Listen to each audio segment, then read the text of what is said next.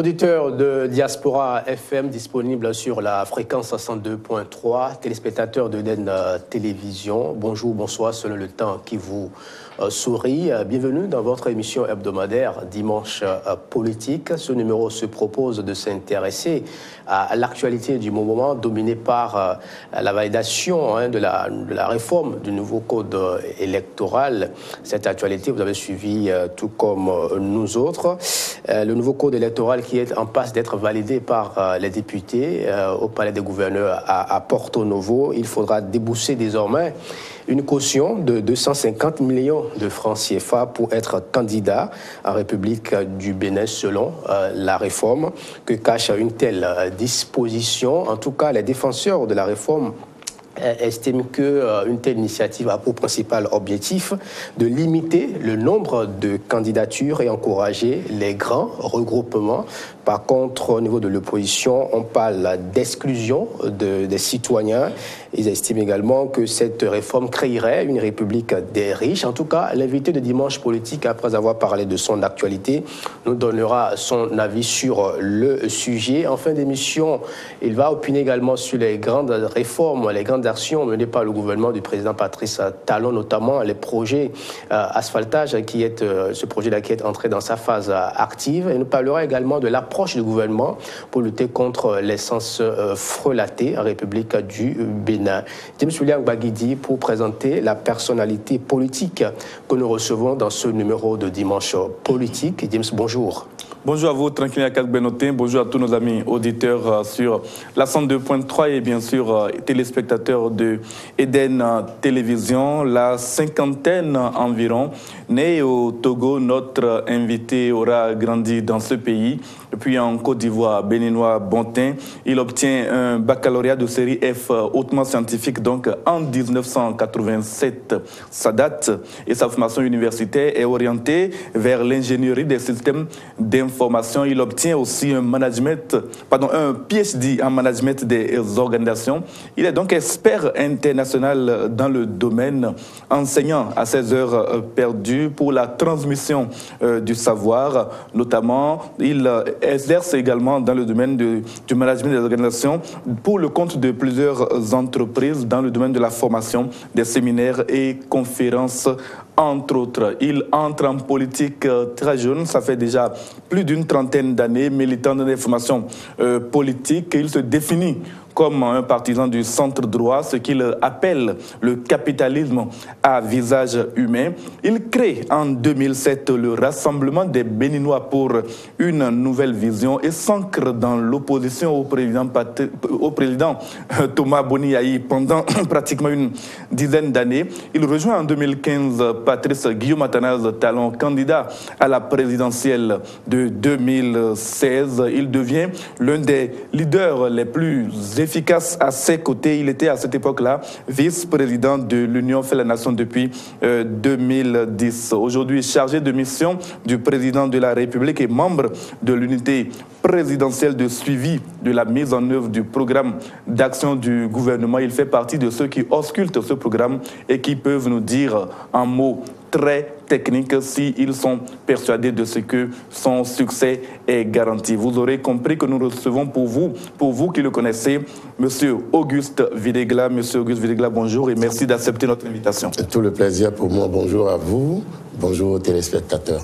Monsieur Auguste Videgla, tout à l'heure, James William Gbagidi, dans sa présentation, a indiqué que vous totalisez une trentaine d'années dans l'univers politique et pourtant, vous n'êtes pas très connu dans ce monde-là. D'abord, dites-nous, quelles sont les raisons qui vous ont poussé dans la politique en son temps? Ce que je peux dire, c'est que d'abord, je suis passionné.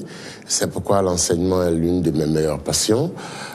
Nos États africains sont en passe et en mal de gouvernance parce que beaucoup de cadres, beaucoup de jeunes cadres ne s'intéressent pas à la gouvernance politique de leur pays, ne s'impliquent pas dans l'action citoyenne qui permet de définir les règles pouvant conduire nos pays à une certaine émancipation.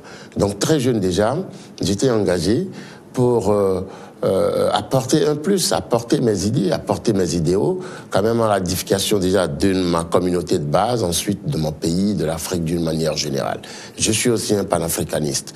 Donc pour moi, l'engagement politique est d'abord, avant tout, un sacerdoce qui vous permet d'apporter votre plus à l'édification de votre nation. Et votre discrétion, si vous le permettez, vous êtes trop discret. C'est maintenant, grâce à cette émission que d'autres personnes vont vous découvrir. Pourquoi cette discrétion durant toutes ces années? Effectivement, il faut dire qu'il y a ceux qui vivent et qui ont pour métier politicien. Lorsque vous avez pour métier politicien, ça veut dire que vous n'exercez d'autres activités que ça et que vous faites beaucoup de propagande. Pour nous, il ne s'agit pas ici d'être un politicien de métier, mais plutôt des gens, des hommes, des femmes qui réfléchissent et qui apportent des solutions aux problèmes de gouvernance de notre pays, qui initient des actions qui apportent et qui concourent au développement de notre pays. Aussi, nous avons peu communiqué par le passé, c'est vrai, mais je peux aussi dire que l'un des facteurs qui a contribué à, comme vous le dites, une mauvaise connaissance par le public de l'acteur que je suis, c'est parce que je me suis dévolu durant quand même pratiquement 6 ans au sein de l'Union fait la Nation, où l'ensemble de nos actions, de nos activités étaient un peu concentrées dans cette organisation, dans ce regroupement politique. Aujourd'hui, quand même, depuis un certain temps, nous avons pris nos distances et nous travaillons activement sur le terrain avec d'autres formations, d'autres jeunes formations politiques pour changer le paradigme quand même de la gouvernance politique dans notre pays. Monsieur Auguste Véligla, votre parti s'appelle Rassemblement des Béninois pour une nouvelle vision. Quelle est cette nouvelle vision et quelle est la force de frappe de ce parti qui est tout aussi peu connu que vous-même? Le Rassemblement des Béninois pour une nouvelle vision, à l'origine créé par des jeunes cadres, a pour quand même objectif de faire la politique autrement. La politique plutôt par les idées, par des programmes, par des actions de développement que la politique de la parole, la politique des subterfuges ou la politique politicienne. Donc pour nous, la nouvelle vision consistait à rassembler les jeunes autour d'un idéal de développement, autour de programmes de développement, autour d'idées novateurs qui puissent permettre à notre pays, qui a quand même, mettons, pris beaucoup de retard depuis les indépendances parmi les autres pays de la sous-région, parce que nous en reviendrons probablement. Vous savez que en termes d'indice de développement, nous sommes pratiquement les derniers de l'UEMOA, pratiquement les derniers de la CEDEAO. On ne peut pas comprendre un pays aussi vaillant, aussi plein de ressources humaines, que nous ayons mis autant de retard. Tout résidait dans l'orientation politique, dans la gouvernance politique et dans les choix politiques opérés depuis les indépendances pour faire avancer notre nation. Dans la nouvelle vision, c'est ça. Et dans notre développement, comme nous l'avons dit, nous avons fait 10 ans d'opposition au régime précédent, en travaillant avec l'Union fait la Nation, évidemment parce que pour nous, les regroupements, c'est vers ça qu'il faut aller. Nos partis ou nos micro-partis, à eux seuls, ne peuvent pas déployer l'ensemble de leurs tentacules sur l'étendue du territoire national pour véhiculer des idéaux, véhiculer des programmes qui permettent à nos concitoyens de s'engager et d'assurer un avenir meilleur. Mais toutefois, il faut dire que après les 6 ans passés au sein de l'Union fait la Nation, pour nous, il s'agissait de réfléchir pour dire quel avenir pour le Bénin. Dans le contexte du changement, du régime de changement qui avait échoué complètement, l'ensemble de ces programmes, il fallait trouver un projet de société qui cadre bien avec la vision, la nouvelle vision que prône le RBNV, le Rassemblement des Béninois pour une nouvelle vision. Donc c'est ainsi que nous avons étudié à fond le projet de société Nouveau Départ, aux côtés du président Patrice Talon. Et parmi environ une dizaine de projets de société, c'était le meilleur, qui posait le diagnostic des maux dont souffre notre société, qui, mettons, posait les solutions préconisées, les approches de solutions préconisées, ainsi que les moyens pour mettre en œuvre ces solutions préconisées. Donc, c'était un projet de société qui se départissait des approches politiques habituelles, mais qui était focalisé plutôt sur un cadre macro de redéveloppement, de réforme et de redistribution de la gouvernance politique de notre pays. Comment adhère-t-on à un projet de société quand on sait que de très nombreux Béninois savent écrire des projets de société de très grande qualité, savent copier des projets de société à l'extérieur, et puis on vient proposer ça en sachant qu'au moment de la gouvernance, on fera tout autre chose. Je vais vous raconter une anecdote où j'ai beaucoup souri.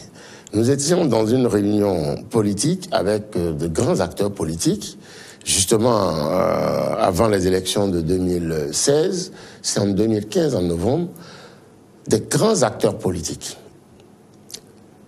Et vous savez, nous faisions un débat où nous disions, mais aujourd'hui, notre pays, nous qui sommes acteurs politiques, nous devons réfléchir pour voir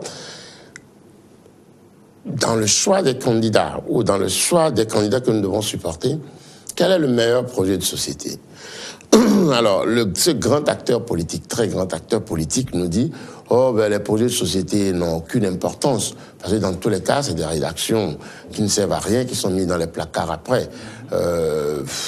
Moi, je n'en ai jamais lu, je n'en lirai pas non plus. Donc, c'est pour vous démontrer un peu l'image de ce que c'est, quelquefois, que les hommes politiques. Or, le président Patrice Talon n'a pas fait qu'un projet de société, c'est tout un programme de gouvernance qu'il a décliné dans son projet de société. Personne n'a pris le temps, en tout cas la majorité des acteurs politiques n'ont pas pris le temps de lire à fond le nouveau départ. C'est pour ça que vous n'avez pas vu beaucoup qui ont supporté le président Patrice Talon. C'est après les élections qu'il y a mis un raz-de-marée vers le nouveau départ. Personne n'avait compris. Tout était dans le projet de société nouveau départ. Ils ne l'ont pas lu. Tous nos efforts pour ramener nos collègues vers le président Patrice Talon étaient vains. Heureusement, nous avons pu en convaincre un certain nombre au sein de l'Union fait la Nation, au sein de la classe politique, pour rejoindre un peu notre barque. C'est vous dire que les projets de société, les gens ne les lisent pas. Les gens ne prennent pas garde. Or, la base d'une formation politique, d'une organisation politique, c'est avant et après tout le projet de société que porte ce parti politique ou ce candidat politique. Monsieur Auguste Villegla, vous êtes un proche collaborateur du président Patrice Talon. Oui. Comment vous a-t-il identifié pour porter son choix sur vous, pour travailler à ses côtés?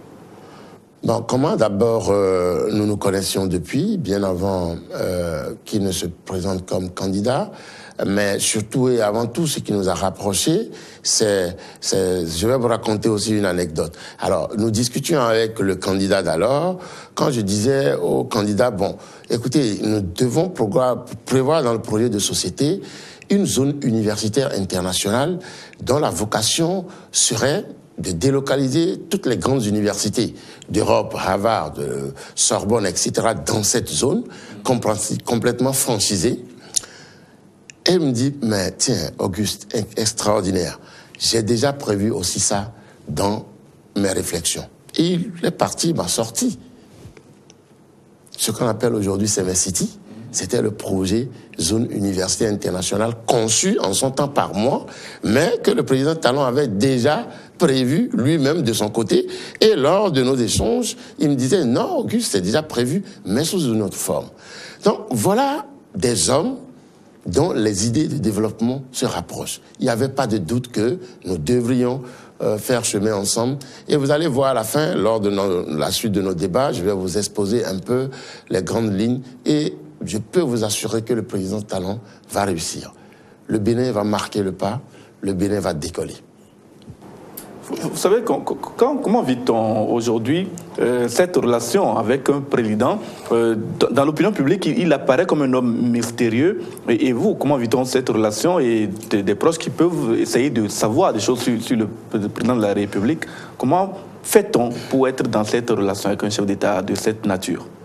Non, le président Patrice Talon, contrairement à ce que beaucoup pensent, est un homme très simple, très affable, mais d'une rigueur implacable et d'une organisation à toute épreuve. Mais n'est-il pas trop éloigné de son peuple? Il n'est pas trop éloigné de son peuple. Il est plutôt concentré pour travailler pour son peuple. Parce qu'il ne veut pas céder à la distraction en allant prendre des bains de foule, en allant saluer tout le monde à tout bout de champ, en recevant tout le temps les gens au palais de la République. Mais monsieur le président Patrice Talon travaille minimum 20 heures sur 24 par jour pour développer les idées, pour accompagner. Il maîtrise chaque axe de l'ensemble des programmes et projets mis en œuvre. Et chaque semaine, il a toujours des réunions de travail technique sur l'ensemble des programmes du gouvernement. C'est un homme d'action. C'est un manager de haute qualité. C'est un véritable homme d'État. Nous ne pouvons pas aujourd'hui... quel est l'objectif? Notre pays est pauvre. Près de 60% de nos concitoyens n'ont pas le minimum par jour. Ils ont moins d'$1 par jour pour vivre. Alors, faut-il perdre du temps à aller prendre des bains de foule ou faudrait-il travailler, faire les réformes nécessaires pour permettre à notre pays quand même de créer les conditions de base qui puissent permettre son développement socio-économique et culturel. Donc le président Patrice Talon est un homme très simple, je vous assure. À l'occasion, c'est sûr que vous aurez l'occasion de le rencontrer très bientôt, vous verrez. C'est un homme très simple, comme vous, comme moi, mais doté d'une organisation et d'une qualité humaine à toute épreuve. Voilà. On va s'intéresser à présent à l'actualité politique nationale. Monsieur Auguste Videgla, vous l'avez suivi comme nous. La commission des lois de l'Assemblée nationale vient de valider la proposition de réforme portant code électoral. D'abord, au sein de votre parti, le parti Le Rassemblement des Béninois pour une nouvelle vision, pensez-vous qu'il était nécessaire de toiletter ce code-là qui est en vigueur depuis bientôt 5 ans? D'abord, je vais vous dire, le président Patrice Talon, pendant qu'il était candidat, dans le projet de Société Nouveau Départ, il était clairement indiqué que les réformes politiques seront la priorité des actions du chef de l'État. Clairement indiqué. Comme je l'ai dit tantôt, beaucoup ne lisent pas. C'est l'un des premiers piliers de l'action gouvernementale, l'état de droit, la justice, l'organisation politique de notre pays. Et vous voyez, notre pays est, sur le plan du système partisan, un peu désarticulé. Nous avons des partis politiques partout, mais des partis politiques qui ne sont véritablement partis politiques que par rapport à celui qui est président du parti politique. Ils n'ont pas de siège, ils ne participent à aucune élection. C'est quand les élections arrivent que les partis courent pour être des appendices de candidats, pour gagner peut-être quelquefois un peu de ressources. Donc il fallait mettre fin à tout ça. Le Bénin a donné l'exemple en Afrique, un exemple de démocratie, en passant de l'ère du marxisme-léninisme à une ère de renouveau démocratique. 25 ans après, il nous faut inventer ou en tout cas progresser dans cette innovation que nous avons faite et toute l'Afrique en son temps nous avait applaudi, nous avait plébiscité et beaucoup d'États ont suivi l'exemple du Bénin qui était précurseur en matière de renouveau démocratique. Faut-il laisser la classe politique, le système partisan dans cet État? Première question. Deuxième question, vous constaterez que parmi presque tous les pays de la sous-région, de l'UEMOA comme de la CEDEAO, pratiquement seul le Bénin élit depuis 1990 son chef d'État issu de la société civile ou du secteur privé. Jamais d'homme politique. Jamais d'homme politique. Vous ne trouvez pas ça curieux? C'est le seul pays en Afrique, pratiquement. Cela pose quel problème? Le problème que cela pose, cela est un danger notoire à terme pour notre pays. La gouvernance d'une nation est confiée à la classe politique. C'est l'organisation politique qui gère un pays. Pourquoi? Je vais vous faire un petit exposé pédagogique. Lorsque un individu vient au pouvoir, il est un individu. Il n'a pas un réseau d'hommes avec un projet de société que ces réseaux d'hommes maîtrisent. Donc, je donne un exemple. Vous, moi, nous avons un parti politique et nous avons des représentants partout sur le territoire national. Notre projet de société, c'est par exemple le développement de la culture béninoise. Je dis n'importe quoi. hein, et puis, etc. Alors, tous nos militants, tous nos coordonnateurs sur l'étendue du territoire sont formés sur ce projet de société. Le jour où le parti que nous gérons vient au pouvoir, sur l'ensemble des militants, ils savent déjà que notre projet de société à mettre en œuvre est quand. Qu'est-ce qui fait aujourd'hui que le nouveau départ, dès les 2 premières années, le nouveau départ a été très mal compris par nos concitoyens? Parce que, comme je l'ai dit au début, beaucoup n'ont pas lu le projet de société du candidat. Beaucoup ne le connaissent pas, ni la vision, ni la pédagogie, ni l'idéologie, ni les axes du programme de développement contenu dans ce projet. Résultat, tout ce que le président Parti Talent faisait était étrange, était méconnu ou mal interprété, alors que c'est une vision qui quitte un point A pour arriver à un point B. Or, si le projet était porté par une organisation politique d'envergure nationale, vous voyez que l'impact qui est créé actuellement, où nous avons plus ou moins quelques analyses et quelques intoxications par rapport à l'exécution des programmes du nouveau départ, aurait été moindre. Parce que nos concitoyens auraient su que le nouveau départ, c'est tel programme, c'est tel axe, c'est telle réforme, etc., etc., etc. Donc voilà un peu l'intérêt pour une nation de choisir ses dirigeants dans la classe politique et non dans la société civile. Plusieurs dispositions de la proposition de loi portant code électoral font déjà polémique. Oui. Vous savez très bien, cette proposition de loi vient d'être adoptée par les députés de la commission des lois et donc la plénière devrait se prononcer là-dessus très bientôt. Parmi ces dispositions qui font polémique, il s'agit du montant de la caution pour se présenter aux élections législatives d'abord, commençons par les législatives, qui passe de 8 300 000 francs environ à 200 millions de francs CFA. Est-ce que vous approuvez une telle augmentation et sauriez-vous nous l'expliquer? Bon, d'abord, tout à l'heure, nous évoquions la nécessité d'assainir et de mieux organiser la classe politique béninoise, le système partisan surtout, pour que des grands ensembles puissent désormais fonctionner d'une manière harmonieuse et prendre et exercer le pouvoir d'État.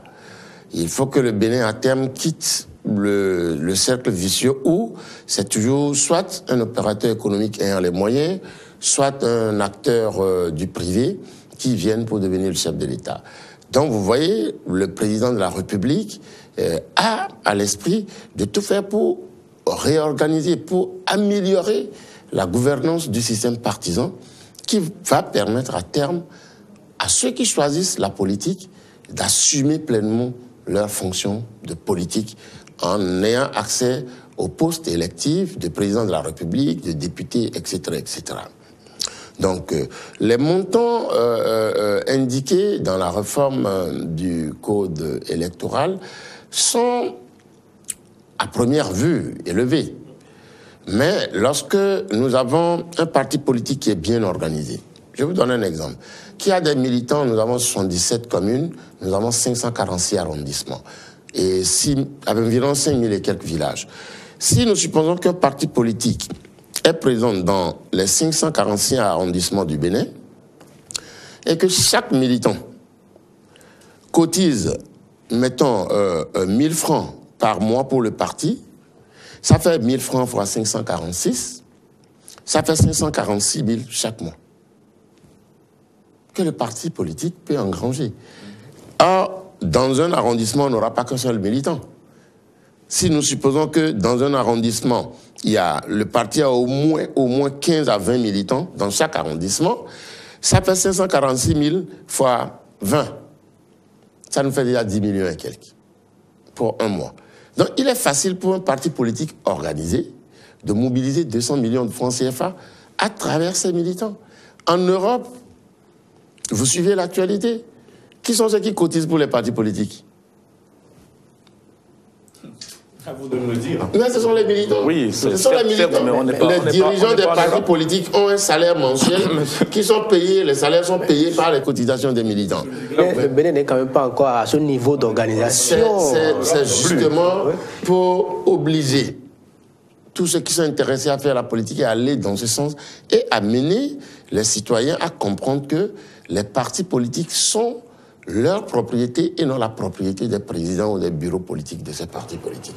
Il faut amener le citoyen à exercer son droit de regard sur la gestion des partis politiques. Il faut obliger les partis politiques à se regrouper autour d'objectifs. Il faut amener les partis politiques à avoir des militants partout sur l'étendue du territoire national.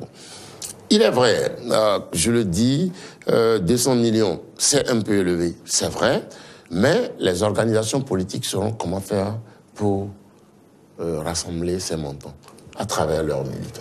Monsieur Auguste Videgla, en même temps que cette augmentation est décidée, une liste qui n'aura pas réussi au plan national à réunir au moins 15% des suffrages exprimés ne pourra pas faire valider en tout cas l'élection de ces candidats.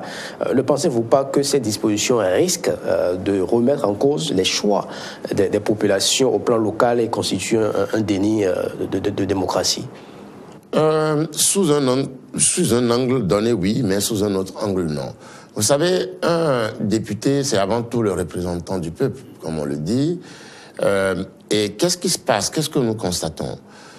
Un député qui est élu dans une circonscription électorale s'arc-boute au sein de cette circonscription électorale et s'accroche résolument là. Or, un député a vocation à défendre un peu les lois, initier des lois, des projets de loi, etc., contrôler l'action gouvernementale. L'objectif, tout simplement, est de rendre le statut de député un peu plus à l'échelle nationale qu'à l'échelle locale de la circonscription électorale. Donc, je ne vois pas en quoi cela gêne.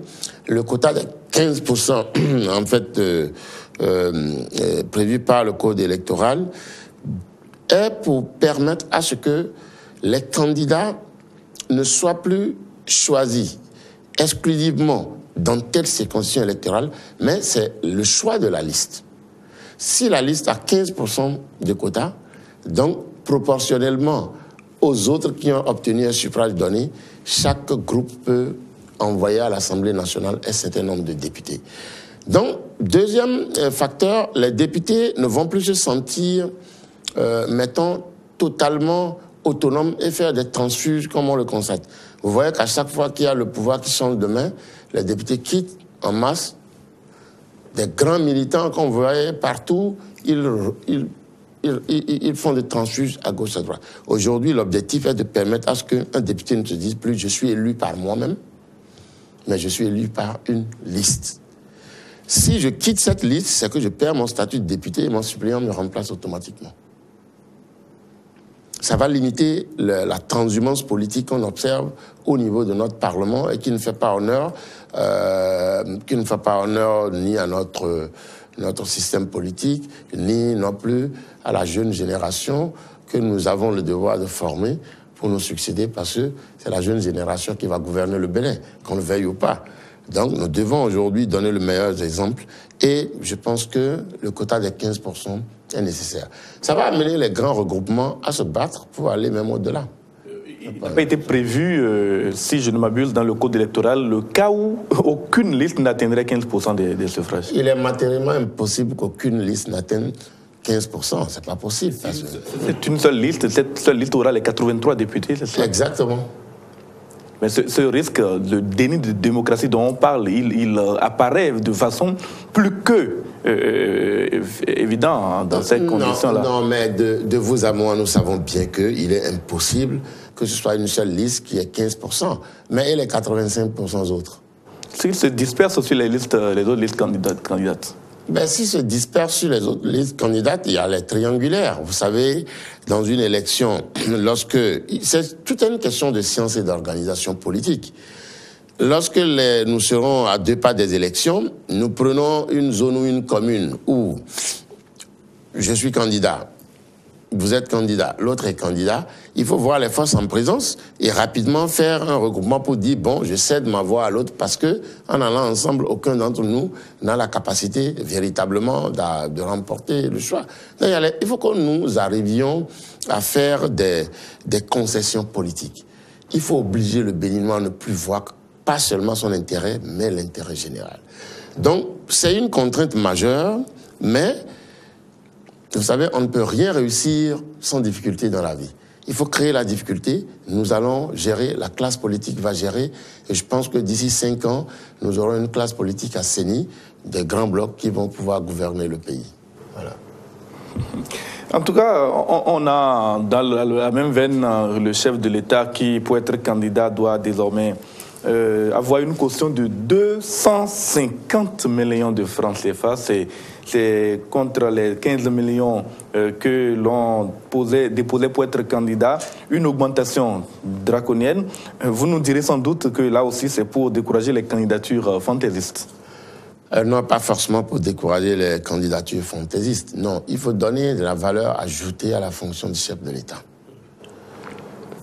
Il est vrai que la valeur ajoutée, c'est quoi? Vous ne pouvez pas devenir chef de l'État qui veut. Deuxièmement, tout à l'heure, je vous ai parlé des systèmes politiques organisés, des organisations politiques organisées. Lorsqu'un parti politique est installé sur l'ensemble du territoire national, dans les 546 arrondissements, dans les 5800, je n'ai pas le chiffre exact, dans les 5865 villages, et que chaque militant, nous allons prendre cette fois-ci l'échelle du village, chaque militant des 5865 villages donne 500 francs pour accompagner le candidat de la formation politique. Multipliez 500 par 5865. Vous voyez, vous limitez, enfin, la population ou ceux qui interprètent le code électoral limitent leur analyse exclusivement aux individus. Parce que, justement, depuis le renouveau démocratique, notre système politique a fonctionné toujours sur la base des individus, pas sur la base des organisations installées. Si 5865 personnes réparties dans les villages, encore qu'un parti politique qui travaille bien sur le terrain, dans un village, ne va pas avoir un seul militant. Puisque dans un village, vous avez au moins un instituteur, un médecin, le chef du village, des gens qui ont quand même un minimum de ressources, les responsables des producteurs, qui peuvent participer, donner les cotisations de militants chaque mois. Et pour quelqu'un, le parti veut aller aux élections, il faut 250 millions de caution. C'est juste un appel qui est fait aux militants. Un parti politique qui a environ 15 000 militants directs, officiels qui ont leur carte de membre. Si les 15 000 cotisent chacun 2 000 francs CFA, 2 000 fois 15 000 font combien? Ça fait 300 millions. 300 millions. Leur candidat a payé sa caution. L'objectif n'est pas, en fait, de dire qu'un candidat va aller chercher l'argent lui-même pour venir payer. C'est d'amener les organisations politiques à mieux se structurer pour que les individus ne se laissent plus à tort et à travers. Les individus qui n'ont pas de réseau au plan national, qui n'ont pas une bonne connaissance des politiques micro- et macroéconomiques à mettre en œuvre pour notre pays, mais tout le monde est candidat. Personne ne dit « je veux devenir président de la République ». Cette propension à mettre l'argent en avant n'est-elle pas le signe que l'argent est devenu une trop grande référence en politique dans notre pays? Non, l'objectif plutôt est d'extirper le phénomène financier de notre paysage politique. En augmentant les fonds nécessaires, les montants nécessaires pour être candidat. Mais ça oblige les partis politiques à avoir de vrais militants qui vont cotiser. Vous connaissez le système, M. Védégla? Non, quel est ce système qui ne peut pas évoluer? Justement, vous voyez, vous raisonnez toujours comme si on était encore avant le nouveau départ. Nous sommes dans le nouveau départ. Vous savez ce que c'est le nouveau départ? En termes, prêtez-moi le mot, en termes de définition, le nouveau départ. Dites-nous. Le nouveau départ, c'est faire les choses autrement, d'une nouvelle manière. On met tout à plat et on recommence. On structure, on organise, on reforme. Ça fait mal, ça déstructure un mode de fonctionnement qui existait, auquel les gens sont habitués, mais avec pour objectif de poser les bases d'un État moderne. C'est ça le nouveau départ. Si on dit caution 200 millions, on oblige les gens à se regrouper. 20, 30, 40 partis, 50 partis politiques se regroupent. Si 50 partis politiques se regroupent ensemble, n'ont pas assez de militants qui peuvent cotiser, pour qu'ils aillent aux élections, c'est dommage. Je prends vous, mes amis, je ne sais pas si vous êtes des militants, mais chaque mois, les week-ends, nous allons prendre la bière ou le vin dans un cabaret pour 2 000, 3 000, 5 000 francs. Mais nous ne sommes pas capables de payer 1 000 francs, 2 000 francs pour notre parti politique. Qui va nous gouverner demain? Pourquoi? Il faut changer ce paradigme.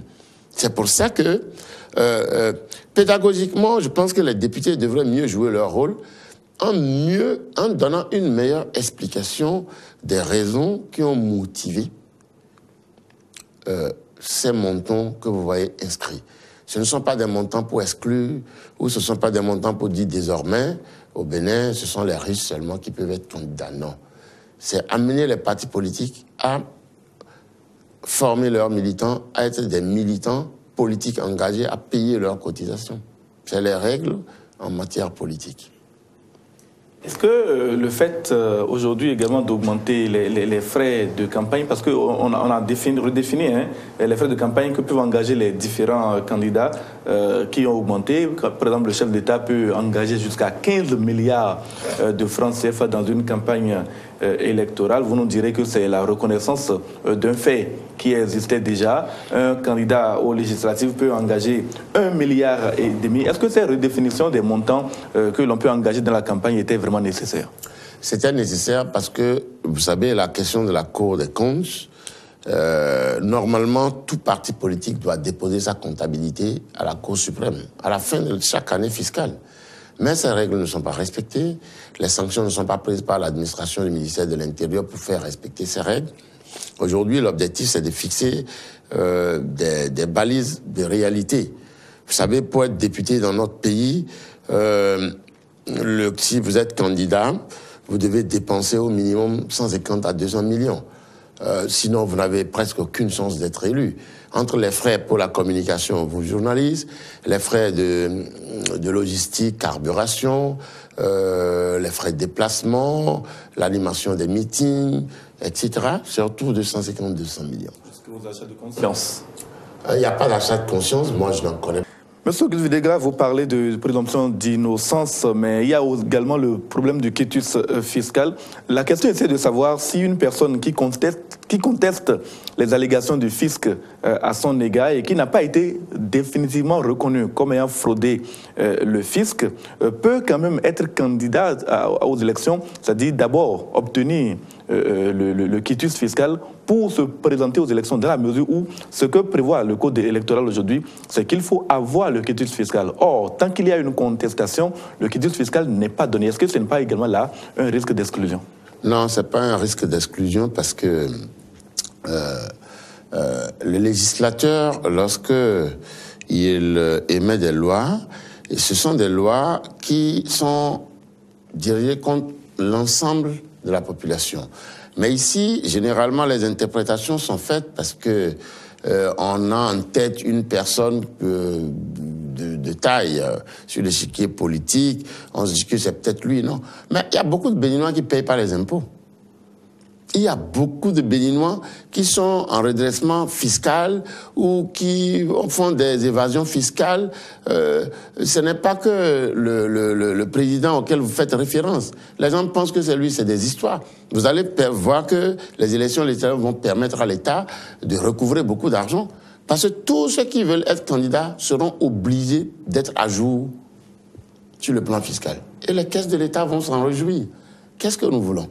Monsieur Végas, ma question n'était pas exactement là. Oui. La question, c'est de savoir si celui qui est candidat aux élections législatives et qui est accusé d'avoir commis un crime, il peut être candidat tant que sa culpabilité n'est pas établie et il n'est pas condamné. Tout à fait. Pour ce qui concerne quelqu'un qui a un problème avec le fisc, il lui faut obtenir le quitus fiscal avant d'être candidat.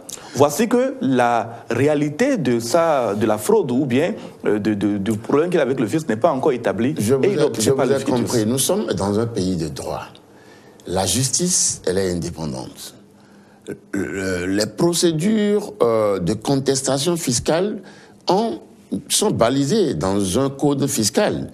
Donc, il revient à toutes les parties de trouver les mécanismes pour que, en cas de contestation, si l'entreprise où la personne concernée, le droit lui permet d'avoir accès au quitus fiscal. Oui, mais si le droit ne le permet pas, le droit s'applique à tout le monde. Sur le même sujet, il y a une certaine lourdeur au niveau de la délivrance, en tout cas quand on sort dans la phase opérationnelle, puisque la loi dit que seul le directeur général des impôts est habilité à délivrer ce quitus fiscal, alors que nous avons des succursales, des directions départementales. Pourquoi ne pas permettre à cette direction-là également de délivrer le quitus fiscal? Parce que vous savez que durant très longtemps, ce n'est plus un secret des polichinelles. Notre pays est basé souvent sur des approches de corruption où des documents s'obtiennent sans aucune procédure, etc. Et tout. Vous avez précisé tout à l'heure que c'est le nouveau départ, il faut faire, les choses se font autrement. Oui, mais en attendant, non, il y a un programme, un processus de dématérialisation des actes de l'administration fiscale et tout ce qui est régie financière du pays. Une partie est déjà réalisée. Vous voyez les fiches de paye. Aujourd'hui, c'est automatique. Bientôt, les factures des fournisseurs, ils vont plus aller courir de ministère en ministère. Ils déposent leurs factures via leur ordinateur ou leur téléphone. C'est traité, reçu. Quand on vire leur règlement, directement, ils voient ça sur leur smartphone, etc. C'est en cours. Les quitus fiscales, le contribuable n'aura plus à se déplacer. Il fait sa demande directement à partir de l'écran. On va lui répondre et directement, il va disposer son fiscus. Mais en attendant, on a sursoir à la délivrance anarchique à gauche et à droite du quitus fiscal pour que le directeur général, quel est le rôle d'un directeur général? C'est de signer les documents de haute importance. Oui ou non? Nous sommes aujourd'hui dans le nouveau départ où la mobilisation des ressources est une des priorités du gouvernement. Les ressources internes, c'est une partie des ressources internes vont servir à financer les grands chantiers qui sont lancés de part et d'autre. Donc il faut que le directeur général, il est nommé pour, il est payé pour, puisse assurer pleinement son rôle. C'est de signer la quitus fiscale. Candidat par liste 83 x 2, puis si on a une dizaine de listes, il doit signer 83 x 2 x 10, mais c'est pas trop pour une seule personne. Même fois 1000, un enseignant corrige combien de copies pendant les examens. Non, mais il faudra également contrôler si toutes les personnes-là sont en règle. C'est ça que je vous pose comme question. Un enseignant qui a une salle amphi de 1000, 2000 personnes, il corrige combien de copies? Mais un enseignant ne doit pas sortir pour aller vérifier dans d'autres registres si telle personne a payé le... Non, le directeur général n'a pas besoin d'aller dans les registres. Tout est centralisé aujourd'hui. Vous savez, l'administration est en train d'être dématérialisée, hein, vous ne savez pas. Tout est informatisé. Tout. Et vous avez vu, avant, les gens avaient leur entreprise dans les voitures, dans les véhicules. Aujourd'hui, c'est plus possible. Pourquoi on vous donne le quitus fiscal? Il faut que vous donniez un contrat de bail qui indique le nom qu'il y a sur la société et que l'administration fiscale puisse vous identifier sur la cartographie pour dire véritablement votre siège est ici. Vous ne pourrez plus avoir de quitus fiscal si vous avez votre entreprise dans votre voiture. Non, moi je pense que beaucoup de réformes sont faites. Nous y reviendrons si vous le voulez bien, mais cette disposition n'est dirigée contre personne. La loi permet, en cas de contestation légitime et légale, quand toutes les procédures sont respectées, mais le contribuable aura son quitus fiscal en attendant la suite ou le délibéré. Il n'y a pas de chasse aux sorcières, il n'y a rien. Je voudrais encore allez-y. Pour parler d'un autre aspect du projet de code électoral, la proposition de loi de code électoral, qui concerne maintenant les anciens présidents de la République, qui, selon cette disposition, doivent renoncer à leur statut d'ancien président de la République avant d'être candidats à des élections subsidiaires, comme le dit le Code. Qu'est-ce que c'est que cette disposition? Ça sort d'où? Pourquoi faut-il en arriver là? Encore une fois, je ne suis pas le législateur. Le législateur sait pourquoi il prévoit certaines dispositions. Mais en interprétation personnelle, je peux dire qu'un ancien chef d'État a un statut. Il bénéficie d'un certain nombre d'avantages, notamment un salaire qui lui est versé, des avantages divers, des prises en charge, etc. et tout. Mais lorsque il est candidat à une élection, pour un poste pour lequel il va bénéficier aussi d'autres avantages, Parce que si un ancien chef d'État dit « je suis candidat aux législatives », quand il est élu, il aura le salaire des députés, les avantages accordés aux députés, en plus des avantages qu'on lui accordait déjà en tant qu'ancien chef d'État. Vous ne trouvez pas que c'est un peu trop? Nous sommes dans un pays pauvre. Il y a nos concitoyens qui n'ont pas 500 francs pour manger par jour. Alors, un ancien chef d'État qui a pas mal déjà de ressources que l'État prend en charge, qui va encore au Parlement pour gagner encore d'autres... Ce n'est pas normal. Ou bien c'est normal? C'est à vous de nous le dire. Nous, on vous pose des questions, vous répondez. Ah non, vous n'êtes pas des citoyens béninois alors? Vous n'êtes pas des citoyens béninois, monsieur les journalistes. Non. En bon citoyen, vous savez bien que c'est pas normal qu'un seul concitoyen bénéficie de tous les avantages de l'État. Déjà qu'un ancien chef d'État, vous savez ce que c'est. C'est sans commentaire. Un ancien chef d'État, déjà, les ressources sont assez suffisantes. Ensuite, l'État prend en charge l'ancien chef d'État pour le mettre à l'abri de toutes choses. Ensuite, il va devenir encore député. L'État va encore lui payer les députations. C'est quand même exagéré. Nous sommes tous citoyens de ce pays et nous devons raison garder, savoir ce que nous faisons. Soit l'ancien chef d'État, puisqu'il c'est presque sûr à 90% qu'un ancien chef d'État, disposant d'un réseau politique relationnel, lorsqu'il est candidat, c'est sûr qu'il sera admis. Mais s'il est admis au Parlement, il va gagner les mêmes salaires que les autres. C'est normal qu'on dise, bon, s'il est candidat, il va renoncer aux avantages liés à son statut d'ancien chef d'État. C'est pas compliqué. Voilà ce que je peux vous dire. C'est quand il est élu. Pourquoi dire que c'est quand il est candidat déjà? Non, la loi n'a pas de conditions si... Ça, vous ne trouvez aucune loi au monde qui pose des conditionnalités pour que cette loi s'applique. Non. Ça sous-entend qu'un ancien président qui va aux élections législatives, s'il échoue, ça dit que non seulement il n'y a pas l'Assemblée, mais encore les avantages dont il bénéficie. Il ne les aura plus. Oui, c'est un choix. Soit on est ancien chef d'État, on s'assoit sagement, on donne conseil aux autres, aux jeunes, on les forme, on les encadre pour qu'ils aillent au Parlement. Mais comment peut-on, un ancien chef d'État, qu'est-ce qu'il veut aller chercher encore au Parlement? Il a gouverné le pays durant un certain nombre de temps. Donc, je pense que... Et puis, est-ce qu'il a besoin d'être candidat pour accompagner une liste? Il peut battre campagne sans être candidat. Pourquoi être forcément candidat? Donc, c'est pour spolier les maigres ressources de l'État où on bénéficie... Ça permet à cette liste-là d'avoir plus d'adhésion. Mais en battant campagne, c'est pareil, non? Exactement, dans le cœur de celui qui aurait aimé voir son Non, c'est pareil. C'est pareil. Je vous donne un exemple. Moi, j'ai battu campagne pour le président Patrice Talon. Mais dans toutes les zones où mes militants sont assis, mais c'est moi qui viens porter la parole du président Patrice Talon. Il ne peut pas aller partout. Donc, alors, les gens votent pour l'admiration qu'ils ont pour moi, pour le compte du président, parce que j'ai dit, oui, il est bon. Mais un ancien chef d'État qui parle à ses militants, pourquoi ils ne vont pas obéir? Je pense que nous devons, avec sagesse, aborder les questions politiques de notre pays. Il ne faut pas qu'il y ait une défiance. Au moment où nous disons réforme politique pour une meilleure gouvernance politique de notre pays, on permet encore les jeux de clochers qui vont rebattre des cartes, qui vont embrouiller encore le paysage politique de notre pays. Je pense qu'une bonne fois pour toutes, aujourd'hui, nous avons un code électoral qui a pris en compte l'ensemble des dimensions politiques de ce code et que, écoutez, les anciens chefs d'État, ils peuvent être candidats, mais renoncer à leur statut. C'est normal. Nous sommes à la veille d'échéances électorales cruciales. Oui. Votre parti a-t-il les moyens de bénéficier des suffrages des électeurs si la loi est votée en l'état?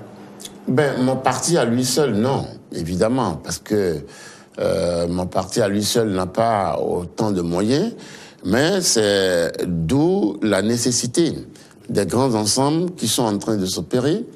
Et à notre niveau, au niveau du Rassemblement des Béninois pour une nouvelle vision, nous avons, avec des partis politiques et des grands mouvements très représentatifs, à travers tout le territoire, en tout cas dans les 12 départements, les 117 communes, nous avons, depuis 6 mois, entamé un processus de concertation, de rapprochement, de travail, d'analyse, de conception, qui ont abouti, il y a 2 mois, en juin 2018, à la signature d'une charte portant création de l'Union nationale démocrate.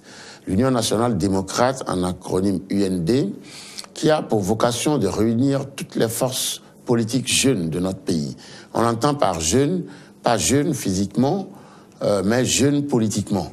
Politiquement, on entend ceux qui ont pour ambition d'aller donner à notre pays les potentialités, l'intelligence qui est cachée au sein d'eux, mais qui, par absence de transition politique dans notre pays, puisque c'est les mêmes acteurs qu'on prend et qu'on reprononce à chaque fois, dans l'ensemble de ces forces jeunes, se convergent le 18 août pour le lancement effectif de l'Union nationale démocrate. Justement, Union nationale démocrate, c'est une coalition qui devrait prendre naissance très prochainement sous votre direction, si je ne m'abuse, et qui devrait également peut-être devenir un des nouveaux blocs pour aller aux élections législatives.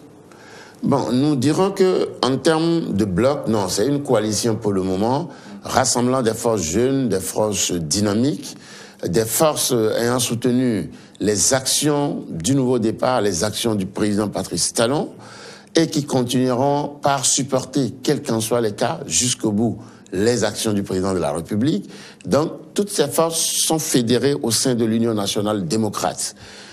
Maintenant, il n'y aura pas plusieurs blocs de la mouvance présidentielle qui vont aller aux élections. Vous êtes d'accord avec moi? Au risque d'effriter les voix et d'émietter nos voix. Lorsque le moment viendra, il y aura des rapprochements et des regroupements. Pourquoi pas l'UND étant comme socle qui absorbe l'ensemble des autres organisations existantes pour former le bloc qui gagne. Nous n'en savons rien. Ou l'UND qui ira dans un bloc dans quoi ce sera le principal bloc de la majorité présidentielle. Serez-vous candidat? Si oui, dans quelle circonscription électorale? Personnellement, ce n'est pas la candidature qui m'intéresse. C'est la réussite des programmes du président de la République. Si le chef de l'État trouve que ma présence au Parlement l'aidera à avancer sur la légifération des différentes réformes nécessaires à notre pays, oui, je serai au Parlement. S'il juge utile, je parle en mon nom, je ne parle pas au nom de mon parti politique ni de notre coalition, s'il juge que ma place plutôt est d'agir au niveau d'un ministère ou au niveau de la présidence sur les axes clés de la réussite de notre programme, donc nous sommes ensemble dans le nouveau départ et il appartient au chef de l'État de décider de l'orientation. En mon nom personnel, je parle de M. Videgla Auguste. Maintenant, notre parti politique ira aux élections, positionnera des centaines de candidats, que ce soit législatif ou au communal. Donc, l'UND présentera des candidats sur l'ensemble du territoire national. Donc, voilà ce que je peux vous dire pour le moment. Vous parlez il y a un instant des réformes du président Patrice Talon. Nous allons rapidement les aborder. Nous approchons le terme de cette émission. Le président envisagerait notamment une restructuration du projet du secteur de l'essence de contrebande, surtout pour lutter contre cette essence qu'on appelle Payo. Pouvez-vous nous dire en quoi devrait consister cette réforme? En fait, cette réforme vise essentiellement à amortir le choc social que créerait le retrait systématique, l'application systématique plutôt, de la loi portant répression du trafic illicite de produits pétroliers, puisque désormais, cette vente est prohibée par le code pénal. Alors, ce qu'il faudra faire ici, c'est d'amener ceux qui sont dans ce secteur informel qui cause beaucoup de dégâts. Ça permet à des centaines de milliers de nos concitoyens de survivre, de vivre de ce commerce, mais aussi cela les expose à des maladies certaines. Rien que les gaz qu'ils inhalent matin, midi, soir sont des causes de mortalité précoce, etc., etc. Donc l'objectif, c'est de recenser l'ensemble de nos concitoyennes et concitoyens qui ont pour commerce, enfin, comme activité, ce commerce de carburant, de les regrouper par zone géographique, de les former d'abord pour la transition vers un métier de mini-pompistes. Il y a plusieurs orientations qui seront prises. Il y aura des mini-stations qui seront installées un peu partout. Et ce sont ces acteurs qui vont être reconvertis ou on leur confie la gestion de ces mini-stations. Mais l'obligation pour eux de payer le carburant chez les distributeurs agréés, officiels. La deuxième option, ce serait aussi pour certains de les envoyer dans une reconversion de métier. Tout dépend du recensement qui sera fait et des analyses qui sont faites. Il y a tout un comité qui travaille là-dessus. La présidence, le chef de l'État est très soucieux et très regardant sur comment on va gérer cette transition. Et c'est pour ça d'ailleurs même que vous continuez, vous voyez que les centres frératés continuent pas à être vendus parce que bon, on ne va pas mettre en œuvre, appliquer la procédure, promulguer la loi et mettre toutes ces familles-là sans trouver des solutions. Donc, un travail technique est en train d'être fait, des solutions seront trouvées, il y aura 2 ou 3 axes de solutions et chaque acteur choisira l'orientation qui lui plaît et l'État va les accompagner pour se réinsérer. La remise de sites dans le cadre du projet asphaltage a démarré sur l'ensemble du territoire national, mais il est important quand même de remarquer le retard qu'a connu l'opération. À quoi cela est-il lié? Non, l'opération n'a jamais connu de retard. Vous savez... Mais le chef de l'État, le président de la République, devant les diplomates, avait annoncé le démarrage de ce projet-là pour début, justement, de cette année. Mais ça vient maintenant de commencer, c'est déjà un retard. Oui, non, ce n'est pas un retard. Le chef de l'État l'a annoncé. Vous savez, lorsque vous voulez construire votre maison, vous êtes obligé de faire les plans. Pour faire les plans, il faut faire l'étude du sol. Si c'est un terrain marécageux, faire les relevés, faire l'analyse du sol, voir s'il n'y a pas de dégagement à faire. Le plan sera fait par un architecte. Ensuite, il vous faut un ingénieur pour définir quel type de fer à béton il faut mettre ici, etc. Donc, les études prennent du temps.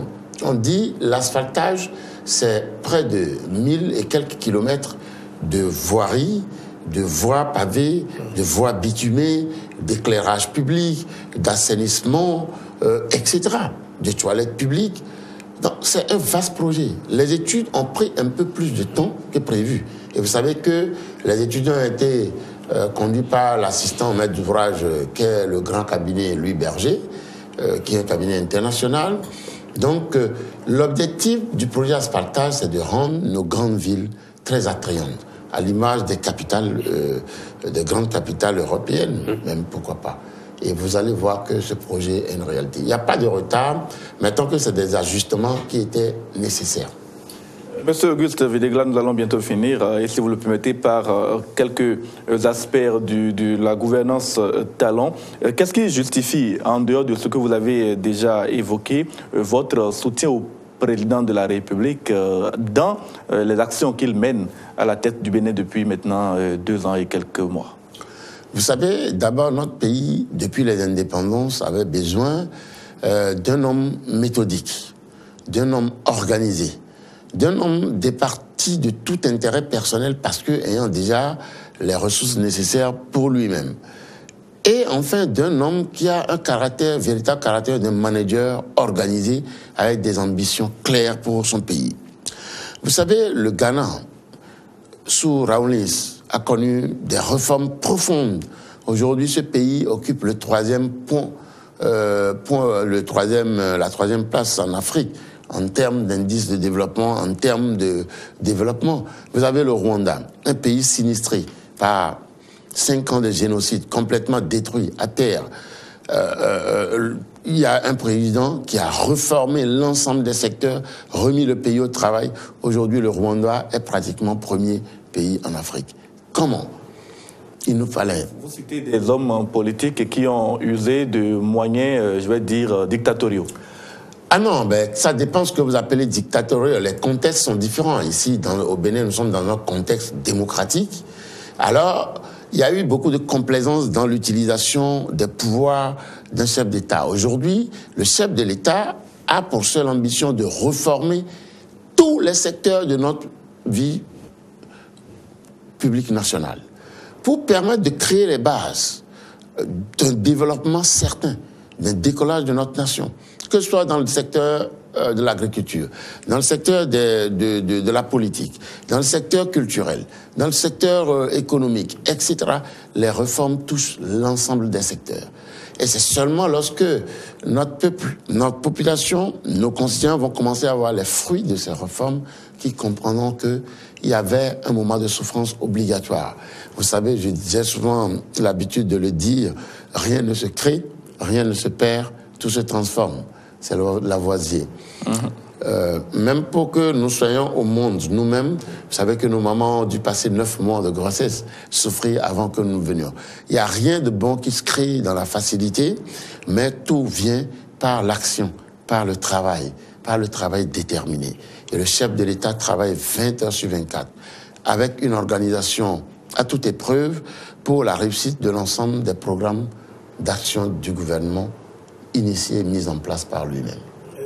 Que faut-il tout de même améliorer à cette gouvernance que vous venez de décrire pour obtenir une grande adhésion populaire? Ce qu'il faut améliorer, c'est notre méthode de communication, qui était un peu défaillante, parce que le chef de l'État, vous savez, lui, il ne parle qu'en termes de résultats. Tant qu'il n'y a pas de résultats, les commentaires ou les analyses politiques n'ont pas d'importance.